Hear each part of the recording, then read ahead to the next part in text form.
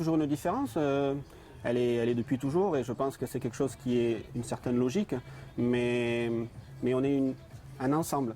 Donc on commence toujours par la cuisine, on a faim, on arrive, on part sur le salé, les apéritifs et tout ça, on finit dans la douceur, mais c'est un voyage culinaire et on travaille ensemble pour que le client soit heureux et profite de ce voyage.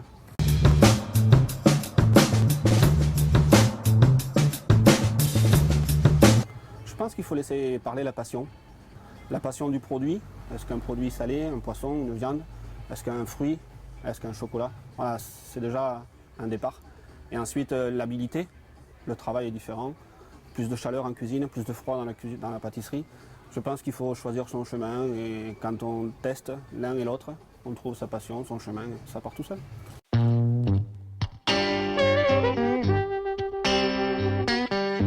Voilà, moi aujourd'hui je travaille au Paloma, je travaille avec Nicolas. Et Nicolas pour moi c'est une source d'inspiration, c'est un appui, c'est un soutien.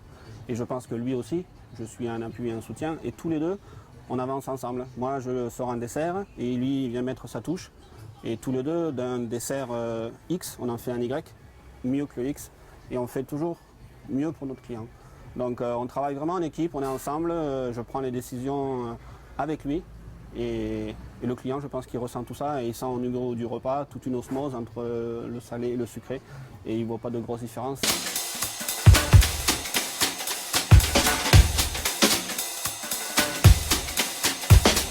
Il ne faut pas faire n'importe quoi, mélanger tout pour dire on est dans la tendance et on fait n'importe quoi. Mais il y a des univers qui se rapprochent entre le salé et le sucré. Et il faut jouer sur cette limite, des fois pour surprendre un peu, pour étonner, mais tout en étant toujours dans le respect des produits et des techniques.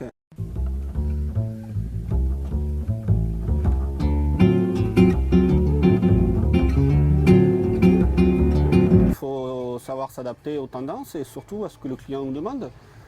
Si on a une réponse positive à cette sorte de pâtisserie, pourquoi pas, oui. Oui, moi j'ai déjà fait des desserts avec du gorgonzola, avec de la roquette, avec des choses qui sont un peu, à l'époque, un peu space, on va dire, hein, un peu barré, mais que je vois aujourd'hui se met au goût du jour, certains produits, et l'univers cuisine-pâtisserie, elle est vraiment liée.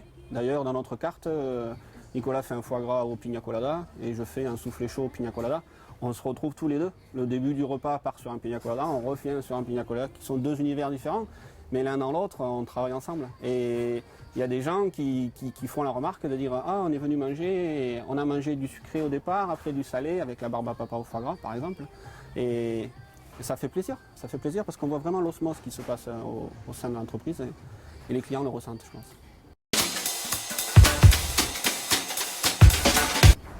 Ah, il faut aimer les matières, il faut aimer avoir le goût du sucré, la tendresse que ça amène, la sensibilité que ça amène. Oui, je pense qu'il faut être gourmand. Oui, c'est une émotion, c'est du plaisir.